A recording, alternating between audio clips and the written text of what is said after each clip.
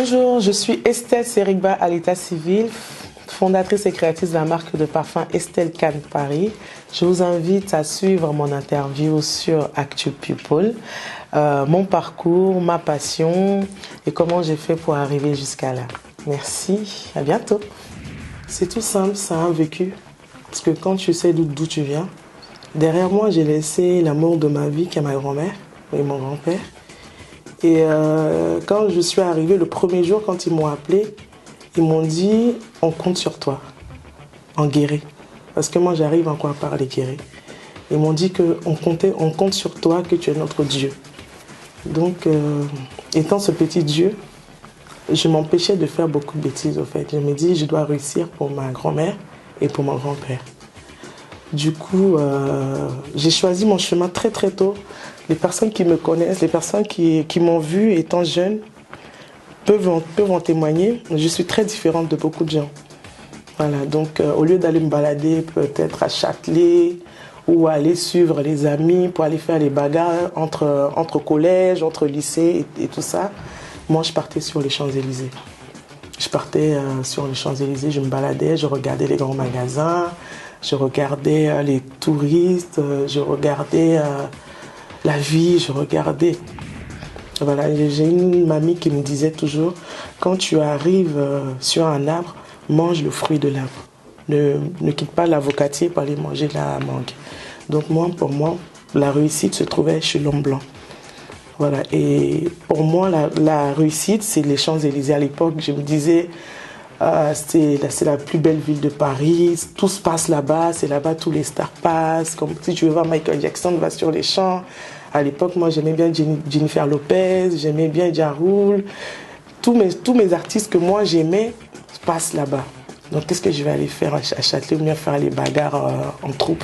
Voilà, donc j'ai fait tout ce processus jusqu'en 2020. Jusqu'en 2020, là où j'étais prête, c'est là où j'ai lancé ma première marque de parfum. Le 8 août 2020 sur les Champs-Élysées, après tout ce parcours en fait. Je reviens à dire merci à toutes ces femmes battantes africaines ici en France qui font des tontines. Voilà, donc pour ma première formation, qu'est-ce que j'ai fait? Je me suis mise dans une tontine. Dans une tontine où je devais récupérer, je crois à l'époque, 12 000 euros. Donc ces 12 000 euros m'ont permis pour la première fois de payer ma formation pour pouvoir me former dans la parfumerie. Donc moi j'ai commencé avec la formation toute simple qui s'appelle les parfums naturels. Voilà, donc j'ai commencé avec ça, donc j'ai fait 6 mois en alternance et j'ai payé ma première formation comme ça. Les parfums sont portés par les Européens. Je vais vous parler un peu de pourquoi je suis allée vers l'Afrique. Quand je me suis formée, mon mentor, mon professeur m'a dit « Écoute Estelle, dans ma formation tu étais la seule black. Donc du coup, ce projet-là, je préfère que tu le portes pour l'Afrique. Parce qu'en France, le parfum, en Europe, il y a beaucoup de parfumeurs. Mais en Afrique, il n'y a pas beaucoup de parfumeurs. Pourquoi tu ne vas pas conquérir l'Afrique avec tes produits? Pourquoi tu ne vas pas partager cette passion en Afrique?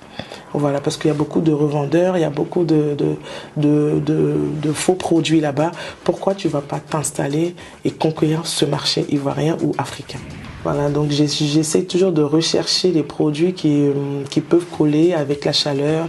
Parce que bon, j'ai vu mon pays, il fait très chaud. Et j'ai vu aussi la vie de là-bas. Donc là, j'ai même un projet de faire des produits, de faire un parfum pour des personnes, par exemple, qui vivent en moyenne un salaire de, on va dire, 50 000 à 100 000, qui ne peuvent pas s'offrir un vrai parfum, parce que moi je fais de l'eau de parfum, je ne fais pas de l'eau de toilette, donc ils peuvent s'offrir un vrai parfum pas très cher. Voilà. Donc mon souhait, c'est que la Côte d'Ivoire reconnaisse mon talent, reconnaisse ce que je fais et que j'ai cette visibilité enfin que je recherche pour pouvoir parler de mes produits et parler de ma passion.